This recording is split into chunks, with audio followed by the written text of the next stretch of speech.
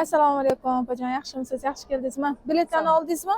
Ha, oldik biletlarni. Qaysi yo'nalish bo'yicha oldingiz? Biz Toshkent Moskva yo'nalishi bo'yicha oldik. Bugun 24-mart Toshkent Moskva yo'nalishi bo'yicha bilet narxini qanchaga oldingiz? Bilet narxini 665 mingga oldik. 665 ming so'mga. Bu aksiyamizni siz qayerdan bilib keldingiz? Instagramda ko'rib qoldim. Instagramda ko'rib, demak bizada Instagram tarmoqlari orqali shu vokzal o'ziga kelib, biz bilan bog'lanib, bilet kassadan oldingiz. Ishonchli ekanmi, opa? Ishonchli ekan. Ha, onlayn zakaz qilinglar deb onlayn tushuntirishdi. Men qandaydir olishgacha qiynaldim. Telefon qildim bu yerdagi qizlarga, shu yerda xodimiman dedi. Keyin biron qilib qo'yasiz, ishonchlimisiz, kelasizmi, ana borasizmi deganda, ha, boraman deb pasportlarimni Telegramdan tashladim.